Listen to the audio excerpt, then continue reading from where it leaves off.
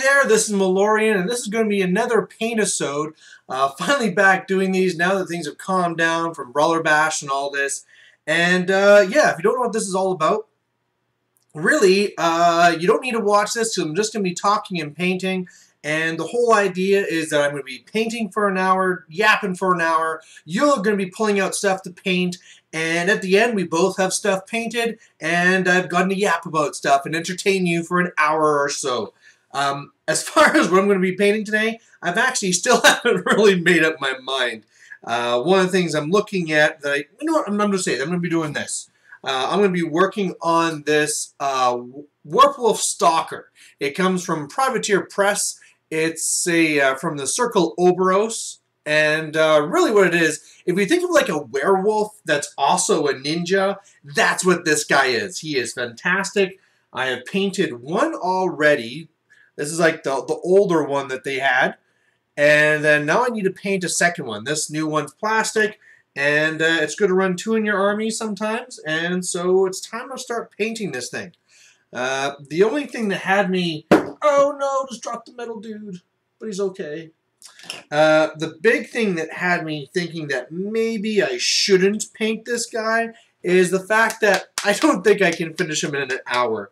The main part you can get done pretty easily, but then when it comes to his armor, the armor is basically like green underneath with silver trim, and then the trim like weaves in like this crazy sort of pattern.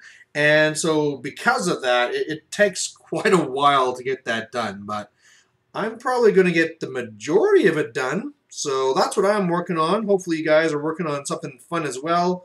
Doesn't really matter if it's Games Workshop, Privateer Press, whatever you really need to have painted, right? Hell, maybe you have this and you're painting your kitchen while you're listening to me. And your wife is mad at you because she's forced to listen to hobby stuff while I assume she's helping you out, if you even have a wife, you know. We're all about assumptions here. I'm going to assume that everyone who listens to me is married. That's just official. I impart onto you such tips on love that clearly all of you must be married. So there you go. There's my assumption number one for the day. But yeah, Brawler Bash is all done. It was lots of fun. Of course, I've been talking about going there though for a long, long time coming up because it really is just the big event for me, right? You get so many games in. I get to see all my friends from YouTube and stuff, meet new people. It's just a blast. Of course, from those who have seen my bell reports, you'll see that I didn't quite do as well as last year, but that's okay. Lots and lots of bell reports from that. And actually, I just got an email from Shimmergloom saying, you know, like, what's going on? You know, like, I'm not having very many views here.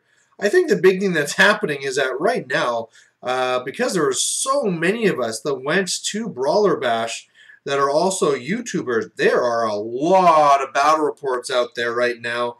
And so really, people are probably just overwhelmed and probably don't have the time to just watch everything at the same time. I mean, for mine alone, I did something like 11 battle reports, so it was pretty crazy. So, but I mean, I'm sure people will get to them eventually, right? Nothing to worry about.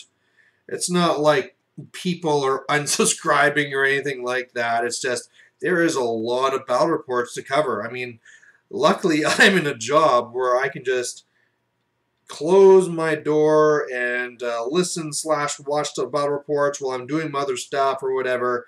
And I've been able to keep up so far. But even then, when I came back, it was insane. Normally, after I come back from a weekend or something and I check to see what new videos there are to watch, it's like there's 5 or 6 or something like that I have to catch up on.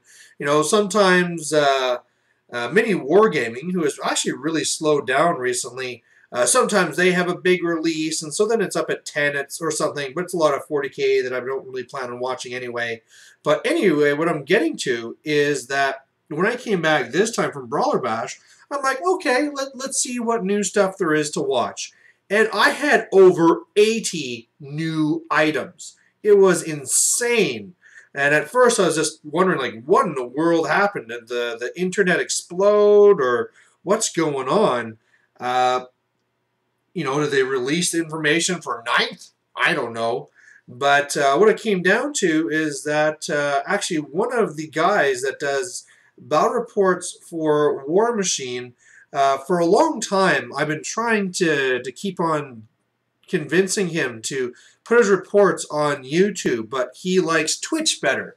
If YouTube has its own interesting quirks, and some people who really don't like it just take their videos somewhere else, right? YouTube isn't the only place you can be hosting things, and what he really liked was putting them on Twitch, or he also had them on a separate website, Blip TV, and that's just where he was doing it. He would do like a Google live event that he would do, Bad Dice, with some of the other battle reporters, but otherwise everything he put over there. And because of some stuff that went down, he now just brought everything back to YouTube. So there is just a massive, massive amount of stuff that he just uploaded all at once. And that's why it's like, holy crap, I got 80 videos to watch.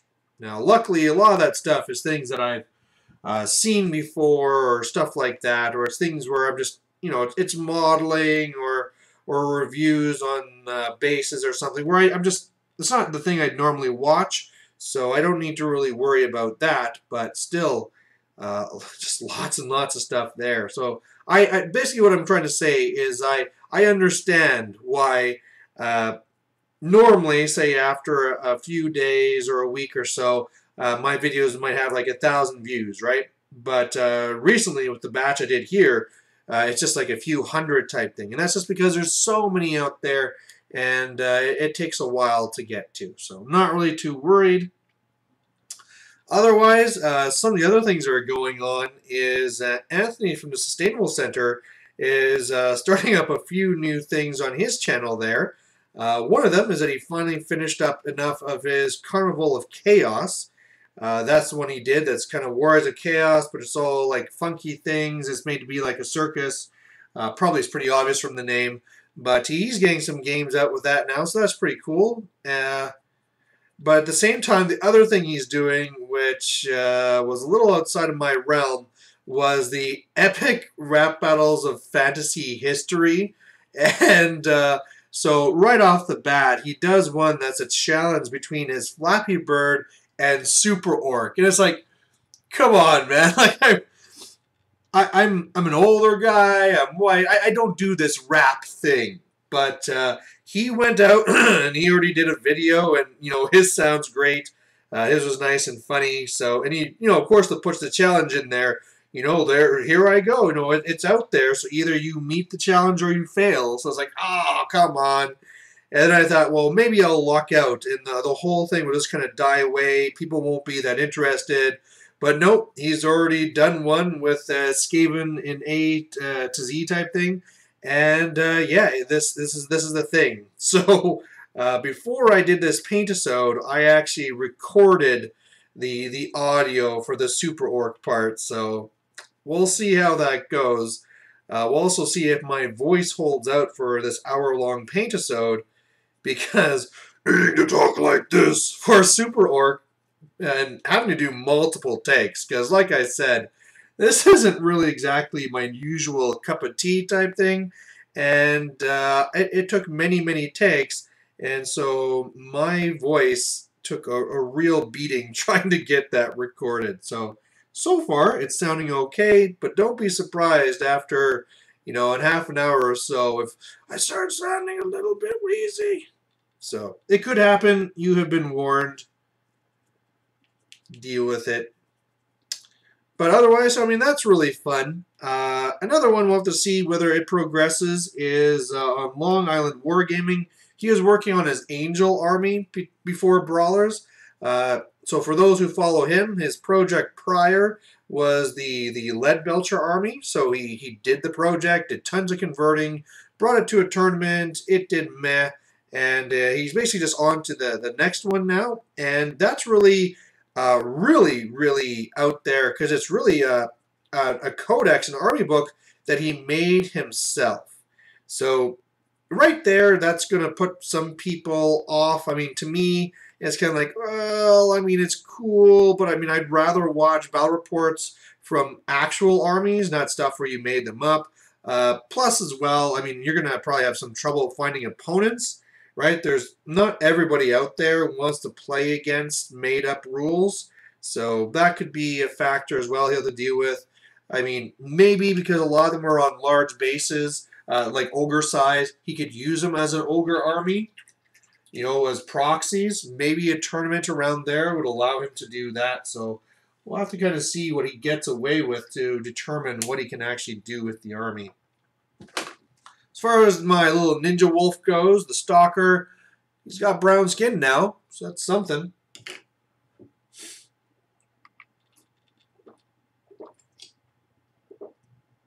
One of the nice things about these things is that you get like a huge immediate reward for painting these models.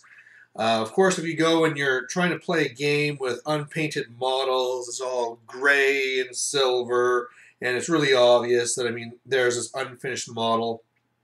But once you get a few colors on, it just changes like that, and all of a sudden it's playable.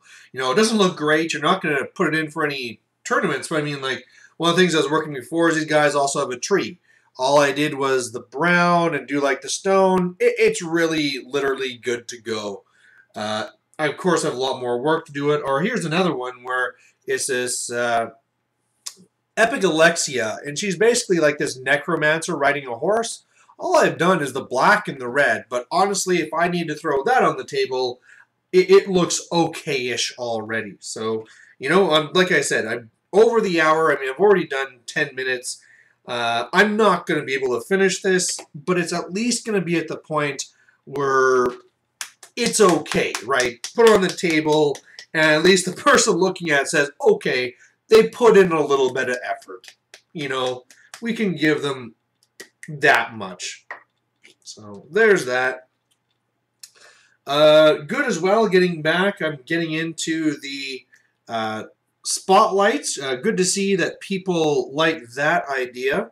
So this will be my third one now, and man, I definitely have no lack of people wanting to take part. At first, when I first had the idea for the spotlight, I really thought, oh man, I mean, I might only have a few, or who knows if people think that this is not a great idea or something.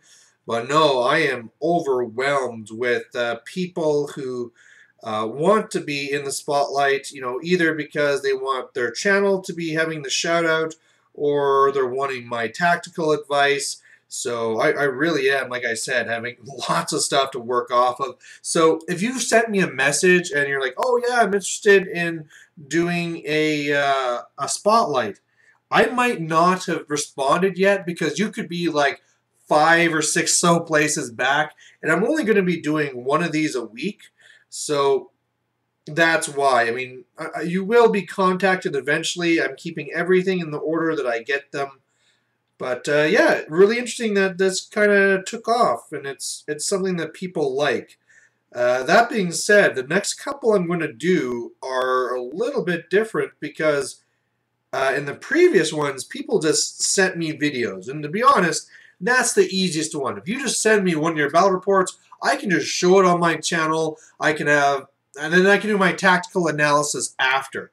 But some of the ones I'm going to be doing now, the next two, the one I just did and the one after, people basically sent me pictures. And for the first one at least, I can go to their channel and I can see the battle report first. But then I'm kind of forced to go through the report and kind of explain what's happening. So that's, I'm finding to be a little bit more, I'll call it awkward, because first of all, I can't always remember all the little details. So, I mean, of course I know all the big stuff. This happened here, but all of a sudden something that they might have really stressed in their battle report, because to me it's not like a huge tactical thing that stood up in my mind. It's like, yeah, I really don't know why there's another picture of this. and I need to move on to the next one. So that's not great, but at the same time, hopefully it'll come across as okay. See, my voice is starting to bug me, and we're only 15 minutes in, so this is going to be a struggle. I probably should have done the Paintisode first, then do the weird rap battle. So, but otherwise, yeah, so that's going to be going out as well. Plus, you guys should have seen that I am going to be moving back to Edmonton, which is absolutely huge. I have been fighting to get back to where my family is, and my extended family, and my wife's extended family. Everybody is really in Edmonton, so getting back there is such a massive thing, family-wise, and as well for hobby-wise, because really up here, the fantasy is completely dried up, and I was finding it very, very hard to get a game in. In fact, I was talking with Once Bitten when I was there before I knew I got this, that I was really on the fence about whether I should just really give up on the fantasy because I can't get any games up here in my little prison up in Fort Mac. My time's really limited when I'm there in Edmonton, and so I just didn't really know whether I should actually just drop it. One of the ideas was maybe passing on the channel, to someone like Luke Davis. It's kind of like a whole Blackbeard pirate thing where, okay, you'll be the next Dread Pirate or whatever, and here's the channel, you continue on, right? But luckily, everything was going to work out fine. I'm coming back home. I can arrange games now a lot easier. I'm going to be, so I have this week here and I have next week here, and then I'll be over there. Oh, damn. I'm going to apologize for my voice, but it was in doing things for you. So, in fact, you should be apologizing to me. But like I was trying to say, I already have a game arranged for Friday, which is going to be going towards my Around the World in 12 games, because this month it's Demons. And by the way, where's all the demon reports at, guys? Let's get those out. So far, I haven't really seen any. I haven't seen any demon reports. So, demons are a little bit more rare now. I completely understand that. Since they got the book redo, a lot of the demon players gave up or stuff like that. So I understand there's going to be fewer than before. But come on, guys. Let's get out a few at least. But anyway, there's a guy that lives by me, and I said, hey, do you have demons? And he said, yep. And I said, perfect. We can do this for the campaign. And what he wanted to do is he actually wanted to be against my dwarves. So I'll be making up a dwarf list for that, which does make it a little bit awkward because I know what I'm facing.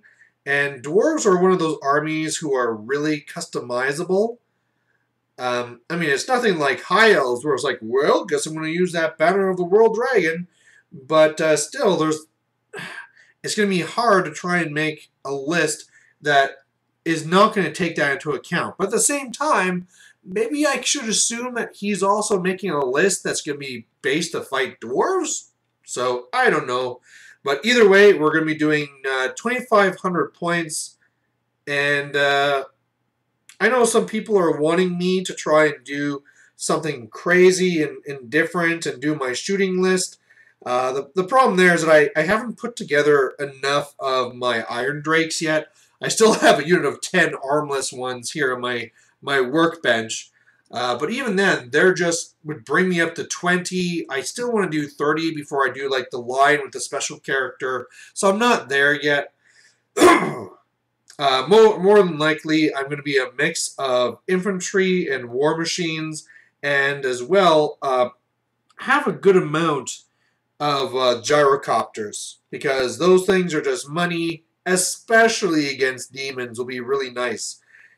Demons or elves, anything that's low toughness with a crappy save, they're just going to go in there and flame the hell out of them, so... Then again, I have no idea what type of demon army he's going to make, right?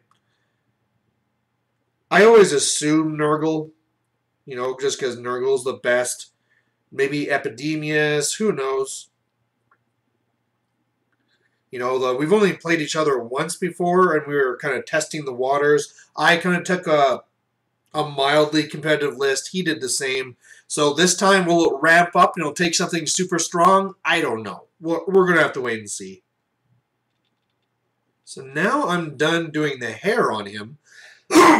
That's something that gives less of an effect because really before that was spray black and now it's dark brown. So that step wasn't a big change, but it's not bad. Now I'm probably going to go and do the black of the cloth, or I could quickly put on the green from the armor. Either one of those.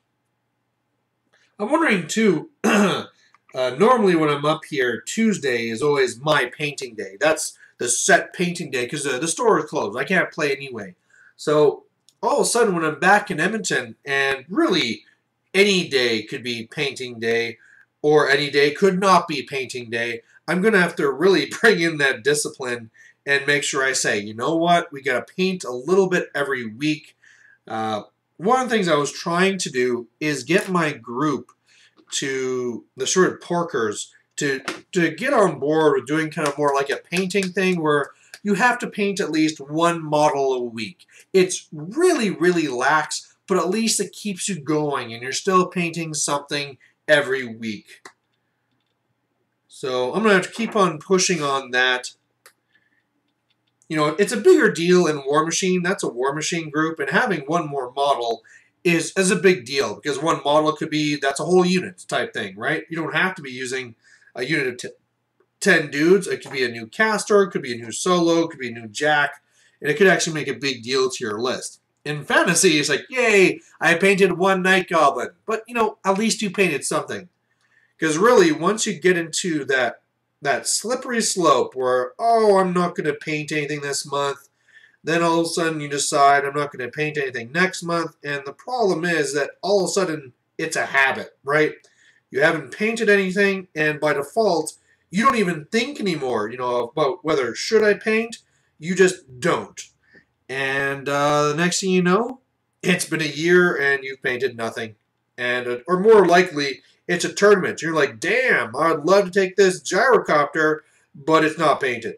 So, sucks to be me, unless I'm going to pull a Chris and paint everything in the car on the way there.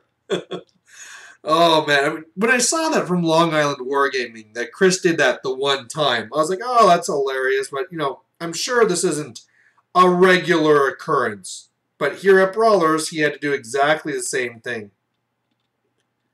He was a cool guy to meet in person, right? Just, what was this thing saving? Yep, I'm saving a battle report at the same time. But, you know, he's just a lighthearted guy. You know, lots of fun. Wish I could have actually spent more time with those guys. Of course, I was with Once Bitten, so when it was time to go, it was time to go. But in the limited time I got to spend with them, you know, I'd already met Anthony before, and so Anthony was still Anthony. He was probably a little bit less pissed off because things were going pretty well for him, you know, surprisingly well for him at Brawlers there. So he was actually in a good mood. Neat to see, you know, guys like Nick just really laid back and, you know, just wanting to have fun. So that's always great. I mean, what a nice group that is that they have there going, right? The Long Island Wargaming guys. You know, you got a group of 5, 6, whatever they got there, guys, that, you know what, they've been playing long enough that they can do campaigns and stuff like that. So, really nice to have that.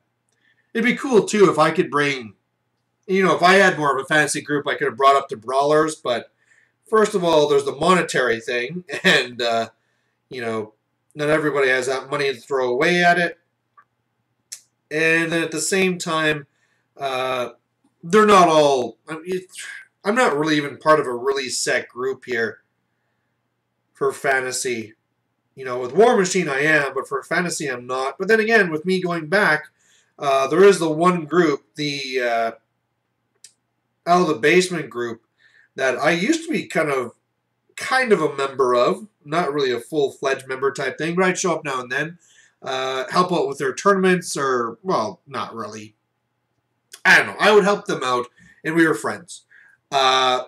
But yeah, now I'll actually be able to do stuff with them again. Usually twice a month they have a meeting where people get together and do games. The only problem there is that they do lots and lots of different games. Like right now, they're really into dystopian wars. And I have no interest whatsoever to get into dystopian wars. It sounds interesting. It looks neat. I mean, you got the whole land and air and sea thing going on. But you know what? I just don't need another game. I got fantasy. Fantasy is a great game. I love it. I got War Machine. It's very tactical and awesome. And that's really all I need and all I have room for. I mean, the amount of stuff here is like I got my second Griffin on here. I got this Prince that's been sitting here forever. I got all these projects to work on as it is. I don't have room for another hobby. So I will pass on that. But really what I'm really saying there is that if I want to go play with them, it could be where I go, and it's like, nope, nobody brought fantasy this week. Oh, okay. One of the ones I was semi-tempted to get into is I've talked about this before, but it's the X-Wing, just because it is pretty damn easy to get into, and it really has no hobby requirements whatsoever. It comes built, it comes painted, it doesn't take up very much space at all, right? If I had every shape, it can pretty much fit into a shoebox. So, but then again, it'd be better if I just concentrate on the two systems. Uh, it's actually kind of funny between the two systems right now. When it comes to War Machine, I'm at a stage where I want to get a lot better. I know I'm at the stage where I'm above average, I'd say now. But I'm still losing to the main guys, right? I'm still making mistakes. I'm still kind of a noob when it comes to it. And I know that if I practice more, that I can actually probably get up to that level where people are like, oh, there's Malorian. We got to watch out for his Signar, right? He's one of the really good Signar players. I got to be careful of him. So it'd be really nice to get to that, and it wouldn't take very much. Like, I'm really close, so I kind of want to do that dedication to get there. But at the same time, with fantasy, whenever I think about playing fantasy stuff, right now, other than like, okay, for competitive wise, I am kind of interested in doing my high elves again. My game with Once Bitten and him saying how much he liked the army kind of ignited that passion I had for the army. So actually against the demons, I really wanted to use them. I wasn't going to throw in the Banner of the World Dragon or anything, but just, I just wanted to use them. But at the same time, you want to be against dwarves. But anyway, competitive-wise, I would want to be doing that with the high elves. But when it goes past that, I'm not really interested in doing a highly competitive, let's say, Orc and Goblin army. I passed up on that on Brawlers, took the Troll Crazy list. I could very easily go back and take the Troll things out to make it a balanced list again and do very well with it. But you know what? I would be more inclined where I feel like I want to use my Wyvern again, right? I want to be using Super Orc. So it's funny that when it comes to it, I want to crush face and destroy people with the High Elves, but at the same time, when it comes to Orcs, I'd rather just take it easy and have some fun. At the same time, I have to be doing a little bit of painting to finish off my painting tail on Warseer. I have about 300 points left or so that I have to still do. Here I've done now the green for the armor, so that makes a bigger effect. You can kind of see where it is. It really pops once you get the silver trim on there too. But anyway, I'm trying to decide what to do with that. I mean, I look around at the different Orc and Goblin models I have. I mean, I have the one model I bought here to be the special character. That's like the con model. The Wolf Rider special character for Orcs and Goblins. Then I learned that he's actually a Hobgoblin from Chaos Dwarves, and I have no interest in this model now whatsoever. I have a BSB I could paint here, but I already have like 3 BSBs, so that's not really needed. I have my boar boys, I could paint them, but they take a really long time and they'd only be 100 points. So I'm trying to decide what I want to do to try and finish this tail off, and I have to do it this month.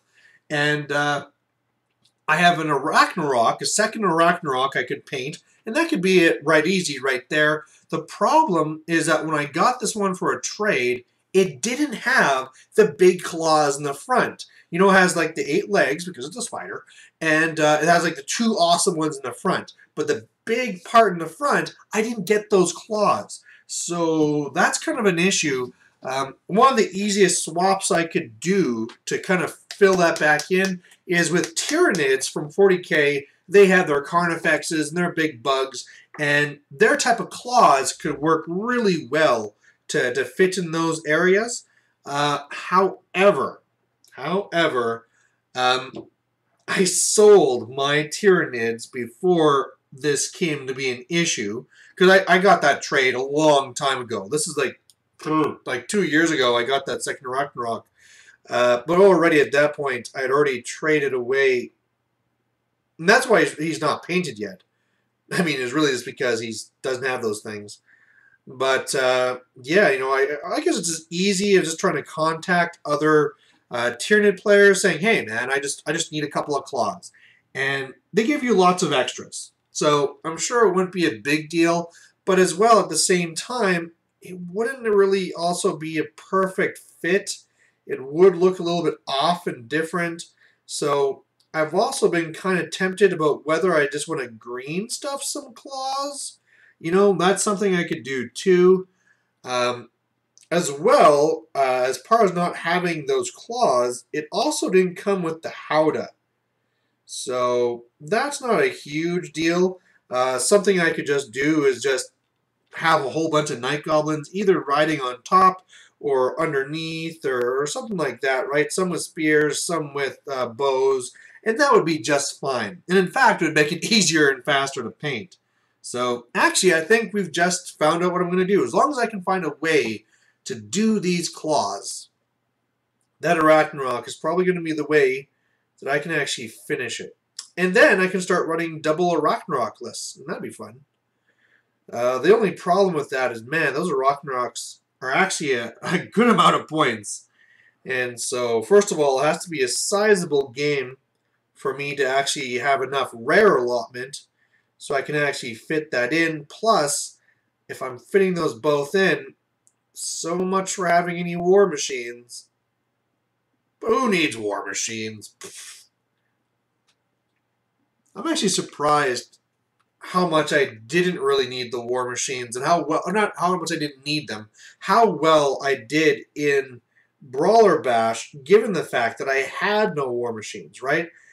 Even when I came up against a Demon Prince, even though, I mean, it wasn't a Nurgle one or anything like that, but still, you know, that's one of the things where I say to myself, man, there's Demon Princes out there. I need to have 2 Doom Divers, 2 Rock Lavas, and yet everything works out. Now, granted, it only worked out because he dimensionally cascaded, but still, you know, it all worked out. Why be good when you can get lucky, right? And to be fair, I also got him with my Fanatics. He only survived from the Fanatics because he rolled well, so, you know, I could have killed him without the dimensional cascade if some of those dice rolls would have gone my way. But anyway, yeah, that'd be fun to do a second Arachnarok.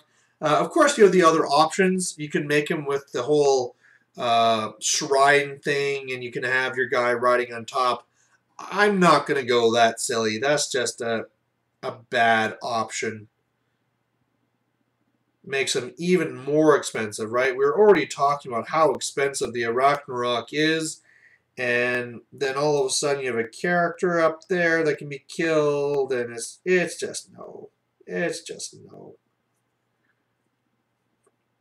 And the nice thing, too, as well, is that if I make that Arachnarok without the Howdah, all of a sudden it's something that's a lot more tempting to take on tournaments because it becomes a lot easier to transport. That Howdah, I feel so lucky that I have not broken mine yet. because that thing has little points and tiny little plastic everywhere.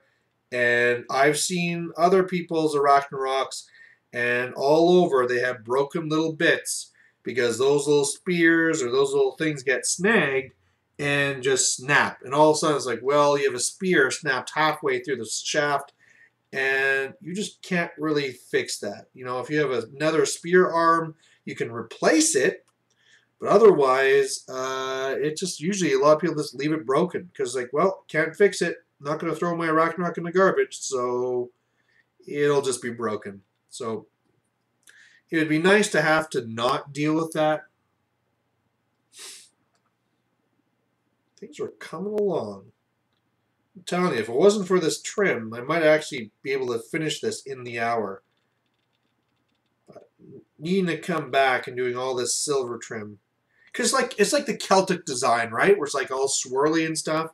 So it really does take a lot of time to come back and to follow it. Because, of course, if you don't follow it just right and you push a little bit too hard, then that inside green part, you get it on that. And then you need to redo it. So,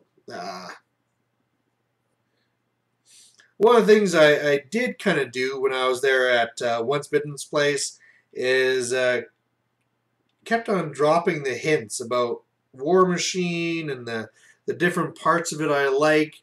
Just trying to test the waters, see if he'd like the game. But he really just, A, has no real interest in starting a new hobby, and B, just doesn't have the time or room. Already, I mean, where they are there, they don't have basements like we have here in Canada. So whereas to me, I got my office in the basement and I just got all my things down there. For him, he has like a closet that he has to fit everything into. And he's had to come up with this system to make it really efficient so that he can actually hold the armies he has. I mean, that's one of the things that's holding him back from doing Tomb Kings. I got to talk to him about that. Is the fact that he just does not have space. So adding another game to that, no, that's just going to make it worse. And it's probably better anyway, because I'm sure if I got Once Bitten into another system, all the Once Bitten fantasy diehards would be sending me death threats, and so that'd be good to avoid, you know. Other things going on. We had Warhammer Weekly. They're looking for some feedback. For those who haven't started watching yet, it is on the Long Island Wargaming channel, and they try and do it every single Wednesday. And what they do is they review painting that was submitted, people's channels. They have guests on and stuff like that. I usually throw them some questions to ask the guests just to make it a little bit more fun. But at this point here, they've been doing it for a while, and so they were looking for feedback. And, you know, I listen to quite a few podcasts and watch a fair share of shows on YouTube as well. And one of the things I thought I'd talk about here is, I mean, the main thing that it comes down to is just have a format, right? One of the big things that they were worried about is that they get into tangents, right? And you know, they start talking about this, and then they go to that, and they're all over the map. And you know what? There's some that will be frustrated by it, right? If they're really interested in what the actual topic was. But the main thing is as long as you have a way that you bring yourself back to the topic so that you at least finish things. So, like, for example, you always have your intro. Then you're going to be introduction of guests. Then you're going to be talking about painting. Then you're going to be cover the channel first. Then you're going to talk about painting. And then you have some other backup topic. Now, at any point during those topics, you can go off on tangents. You can do whatever. You just make sure you come back to that topic, right? One of the War Machine podcasts that I really love because it's a ton of fun is the Crippled System podcast. And they are full, absolutely full of tangents. They get off on tangents like mad. But they always come back, and they always kind of come back to what they're talking about, right? And they always have the same thing. Introductions, then they talk about tournaments and events coming up, announcements. They'll have one main thing they want to touch on during the the course of the video, and past that, it's just anything goes, right? Whatever you want to talk about, you just go for it. So, that's definitely something you can do. They were also talking about doing a secondary show because currently Tyler did like the after hours, but Tyler was actually in the last one. But I'm kind of wondering how long he can keep it up because he is moving here. He's going off to the UK, so his timing and his time is oh no. Trying to get in here. I got like this little strap that's on the inside I'm having trouble getting. But his time is going to start having different demands on it. So even if he's able to take part in the actual show, the whole question is up about whether he can have time to do his after hours. So they're wondering if they want to start a second show. Kind of like how they have Conan that comes after the Late Show type thing. Yeah, it's nice to have these out there. I think we kind of need more people checking out this one first. Especially because this is one that really helps out the hobby, right? I mean, if it was just some group of guys that are just getting together and talking about their own armies, that'd be one thing. But they're there pulling in and interviewing other YouTubers, showcasing people's paintings, right? I mean, it's just good for the community. So it'd be good if more people jumped on board there, checked it out. And once we get that really successful, then we can start moving on to other shows. I think is the best way to go. How we doing?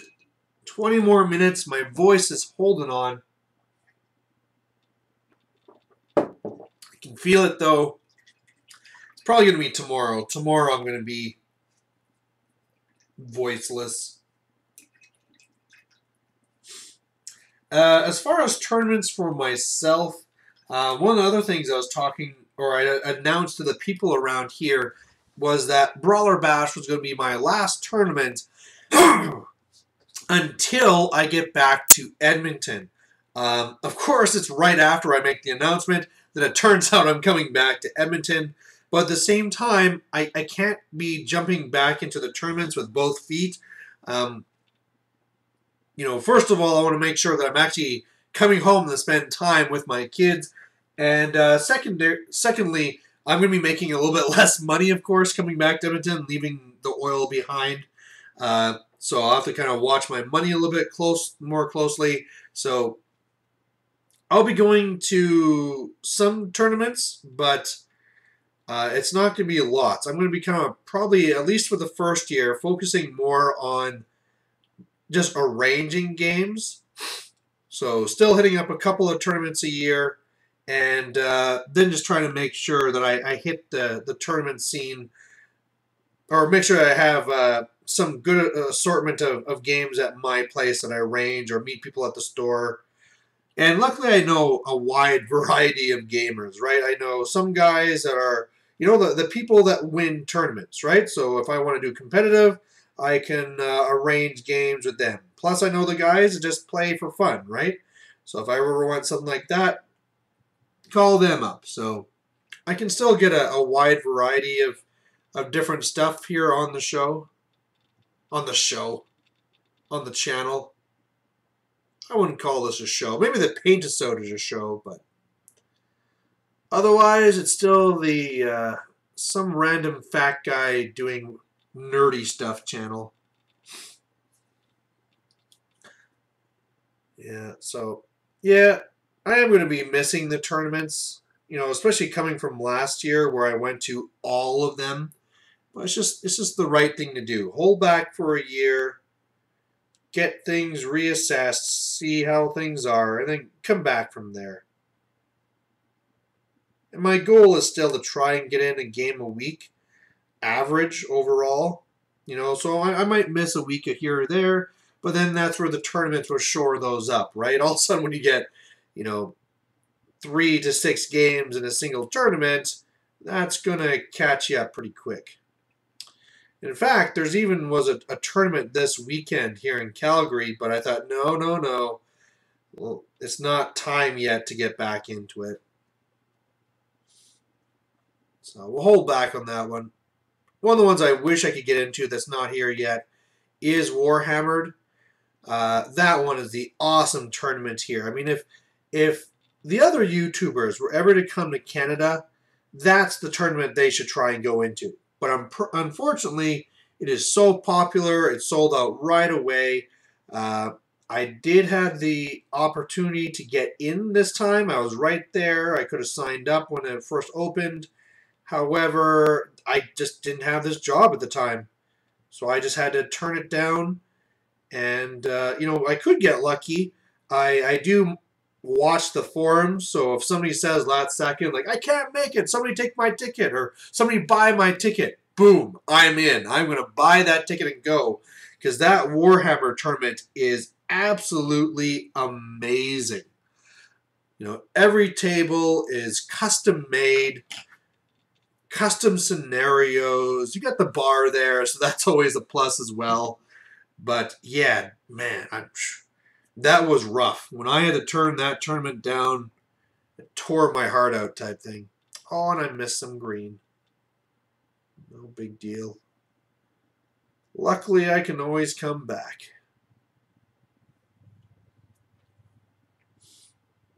Black, black, black, black, black. Everywhere black. Yeah, these ninja wolves are pretty cool. They got a thing kind of like the bone, whatever, giant colossus, where if they hit and kill, they just keep on going. So they can just kill infinite models that can fit within their reach range. So that's awesome. Plus, if they ever have like a toe and anything that gives concealment, so if there's like a cloud somewhere or some forest, if they benefit from that, boom, they're stealth. And any shots outside of 5 inches just miss. So that's why these guys are like the ninjas. Sneaking up, they're all stealthy, and then bam! They're in your grill killing all your stuff. Deal with it. So yeah, having 2 will be good. Vastly superior to what it's going to mean to have 2 Arachnaroks. On that note, I had a comment when I made the announcement about me coming back and celebrating 5,000 subscribers and 1,000 videos and stuff. Somebody was saying that I should do another big battle report where it's like 10,000 points. And I absolutely agree. I have not done a massive game in a long time, and I miss them. They're a lot of fun. I get to use pretty much all my models. The problem is that right now my wife has taken over my gaming area. So I have this massive, massive old ping pong board, which is big enough to have these 10,000 point games. But the wife has taken it over because there was a death in the family. She has to go and sort through. This is like her grandmother died. She has to go through and sort all the dolls and stuff she had. So my office is completely taken over with this. There is dolls everywhere. And basically I have no place to arrange such a game. I mean, maybe somebody else has a big table. You can't really go to the store and set it up because, first of all, they don't want to give away both their tables just for your one game. Plus, you have time restraints, right? A 10,000 point game can take quite a while. What is it? Often the ones that we've done, you're looking around the range of 8 hours, I want to say. So 6 to 8 hours. Sometimes they kind of speed up. But yeah, so that's definitely something I want to do and will be coming in the future. But unfortunately, right now, I just don't have the physical board to be able to do that. So, and it will be orcs when that comes up, and then all of a sudden I can start putting in my orcs with the spears and shields, and I can put in all the giants and all the Arachnaroks. The troll hordes can come back out. Last time I did it, I had a massive unit of 100 orc biggins. That was pretty awesome. They also failed panic and ran off the board from another unit being destroyed. That was sad face. That was, oh, like I said, some things happen sometimes, and it speeds up your game. So there's always the positive side. So as far as this guy goes, I've got a lot of the major things down. Now I can start doing like the white and silver and so forth. What do? We do red eyes for these guys, right? Yep. Little tiny dot of red. Done. A lot of times for my other models, I'll make sure that I have the white and the black and all that stuff. But usually for orcs and for monsters, dot of red. Classic evil coloring. Bloop. Bloop. Done. And that's why sometimes... pot went sideways. That's why sometimes when I see other people's models, and they just haven't even tried, right? I look at their faces, and they're just like a splotch of pink. It's like, come on. I mean, at least put in the white or something. And then when you're done, I mean, what I use for the dotting the eyes is a toothpick, right? Tap in the black, tap on the model, you're done. Or you can always use something like this, too. This isn't a fine one, but you just get one of these markers. You get one of the fine-tipped ones, and doop, you have complete control, and it's very, very easy. So I usually don't have any compassion for people who don't do that. How about we do a sword? Because that's really going to stand out. The awesome, awesome sword. I mean, right there. How can you make a werewolf better? Just give him a massive ninja sword. Oh, I used the wrong silver. Stupid me. Well, smooth it out so there's no blob. Too busy talking, not spending time thinking. So anyway, yeah, glad to be moving back. Being able to still play fantasy. You know, and that was a heart-wrenching decision when I was trying to toss it around, because I always said, like, the way to be successful for a YouTube is just to keep going. And I always say, guys, that's me. Malorian, I'm going to be here forever. But all of a sudden, this was coming up. It was a huge stress. I just couldn't get games. And I was like, oh, you know, maybe I should just be giving up on it. You know, it's better for me just to say goodbye than to let things kind of go on forever. Because, I mean, people get pissed off that, oh, why is there so much War Machine on your channel and not fantasy? Well, it's because when I'm up here, I can only get fantasy games. So, you know, I'd rather not spend all this time pissing off all my fantasy viewers wondering why I just do War Machine all the time, and just say, you know what, I'm sorry, I just can't get games anymore, I just can't make it work in Edmonton anymore, I gotta shut down the channel. Or do a thing where I pass it on to Luke Davis or some other battle reporter that does like a similar type thing, similar type armies, and can kind of like go on. Like, why not, right? If there's somebody else that's going to really be able to appeal to the same sort of viewers I have, why would I douse this channel and have it just disappear and not pass it on to somebody else, right? Because at least then, you know, I can't remember how many viewers, subscribers Luke Davis has now, for example. It's probably like a couple thousand or somewhere around there. But, I mean, why not just jump up to 5,000, right? And, I mean, it's not like I'm just passing it off to some guy that's just going to make fart videos or piss around or something like that, right? You know, so, but luckily, why am I dwelling on this? It's not going to happen. I am here to stay. One thing I definitely have to do, and, oh man, I finished painting and then I hit it on my finger, is do that Triumph and Treachery. I still have not done the Triumph and Treachery. Of course, though, coming back, I'll have plenty of time to arrange it. In fact, I could always probably change and get this one changed to a Triumph and Treachery, but I want to do that one separate. You know, figure out what time guys like Kieran Dunleavy have, and just arrange something there. There was the idea that hopefully the guys up there in Brawlers, we could do and arrange a big one up there. Triumph and treachery between, say, like me and Once Bitten and Anthony and stuff like that, but there just wasn't any time. You know, I really wanted to do more stuff, but people are just worn out. They want to go and eat.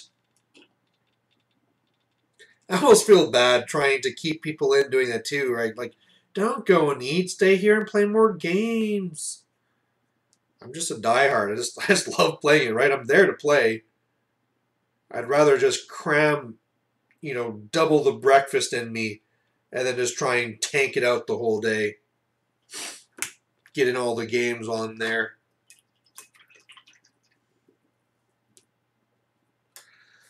Oh, all right. So we are getting close to an hour.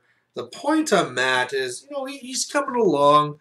If you saw this guy on the board, he's passable, right? I've gotten the skin is all done, the hair is all done, the black clothing is done, the green is on for the armor, the silver is on the sword. So really, if I put this guy on the table, I'm not going to be kicked in the nuts. Definitely still a lot more work to be done on him. I think if I just do the white, that'll make some other areas pop too. But yeah, let's do that. We'll do the white, and then we'll call it a day. We're almost at an hour now. I still have to finish up some other things. Plus, my voice is... I'm going to suffer for this tomorrow. But as well, like I said, I mentioned I want to do more Triumph and Treachery. I also want to do more Siege games. I want to finish painting my castle. So actually it looks nice. Right now where it's kind of just yellow and ugly, it's not the best. But it actually won't take too much effort to get that finished. I have to get another can of yellow primer. That'll allow me to finish the prime color there. Then I can go back. I'll paint the doors. I want to do a little bit of detail work with the bricks to make it look a little bit nicer, not so simple. And then after that, I just got to throw in a wash. And I'm not going to be doing my homemade wash. I actually have a can, like a wood stain, and I'll use that for the castle. And that one, I think once you put that one in, the brown onto the yellow, I think it's going to look a lot nicer then. It's not going to be the weird golden castle that it is now. So that'll be good. As well, I mean, we already had that last test game that was kind of the multiplayer Siege game. And I thought that was great. I thought it was a lot of fun. It's different. I mean, I don't want to be doing that all the time, clearly. But, just trying to find out to do those games of how to make it work for multiple people. And just wondering, right, after we do Triumph and Treachery, wondering if Triumph and Treachery rules will work for a Siege game as well. Why not? If you have multiple people, we were already using the Triumph and Treachery rules for magic and shooting phases, so why not? Actually, we didn't do it for shooting phases. We only did it for magic. But yes, I mean, there's an idea. I also really want to still do an underground battle. That was one that me and my brother were supposed to do a while back, but he just completely bailed on fantasy. And anytime I work on him for a while, he's like, oh, maybe, no. It gets to the actual day, and he has zero interest in doing any fantasy. So I'll have to find somebody else who wants to do an underground game. I guess I was just thinking that this game I'm going to be having on Friday, the Demons versus Dwarves, I bet you I could ask him, like, hey, do you want to do this using underground rules? But again, I haven't played with him enough to know how much of a competitive / fun player he is. So I don't want to just throw that out. Plus, he probably doesn't know the rules and want to spend some time reviewing them before he just jumps into it. So, but I can always kind of broach the subject during the game. Like, in the future, do you have any interest in doing these type of games? Plus, I gotta really figure out what's going on with my brother. You know, if he really is gonna give up on his Skaven, there's also the idea too of maybe I should take it over, right? Uh, I'm sure he would lend it to me, so I don't want to even need to. You know, if it was like for a tournament, right? I'm sure he'd let me borrow his Skaven or for a one-off game. But you know, he might be interested in me just buying it. You know, then he can get out of it. I have another interesting army I can use. But then again, I probably have too many armies as it is. And we already mentioned about how I'll have to start watching money, so randomly grabbing my brother's army is probably not the best thing.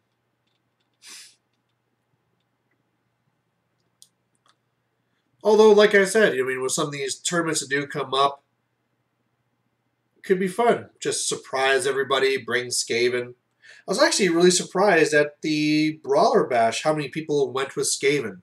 They weren't really popular last year because, you know, Brawlers is all about getting points, and Skaven have sometimes a hard time doing that, right? They're really good at bogging you down, killing key models, getting ahead in points, but they aren't exactly the best at tabling. But there was the fair share of Skaven there, so that was neat to see. Around here, Skaven are pretty rare. That was one of the reasons why my brother liked them so much.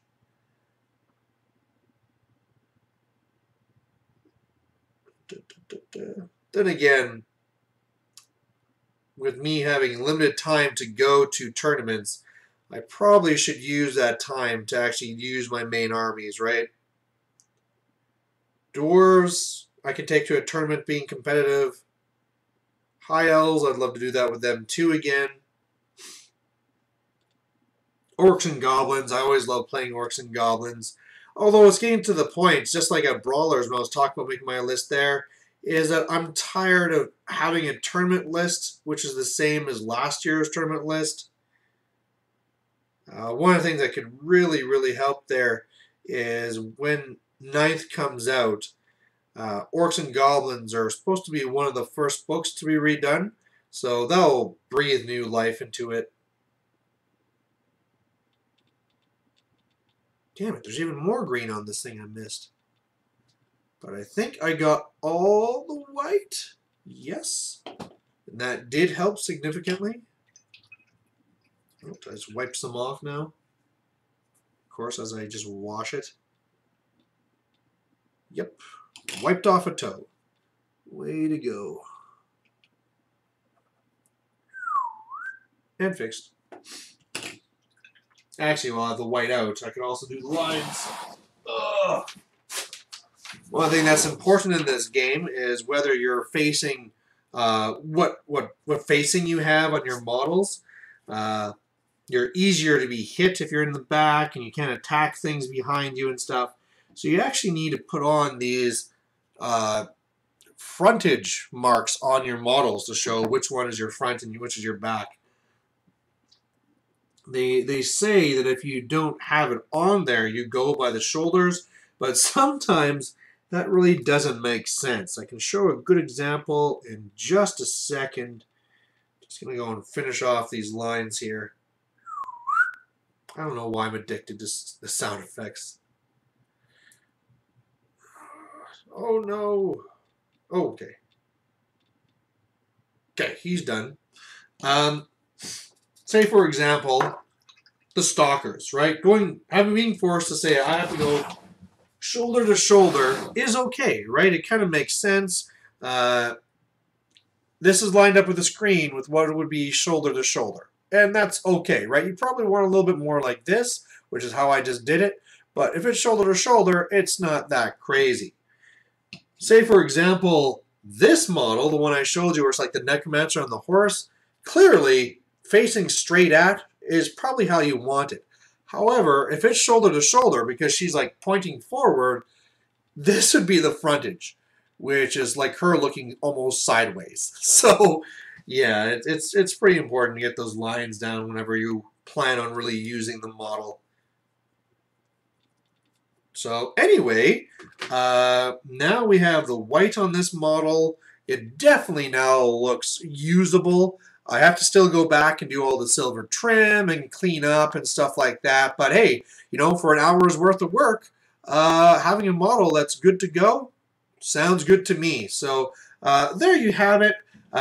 Thanks for watching the Paintisode. Things I'd love to hear down below is I would love to hear what you were painting. That's the first thing there. And I really can't think of it. I thought I had another thing I was going to ask you guys about, but it escapes me. So there you go. If you have anything else random you want to throw down below, I usually answer the questions. And so there you go. Thanks for watching. We'll catch you later. Bye.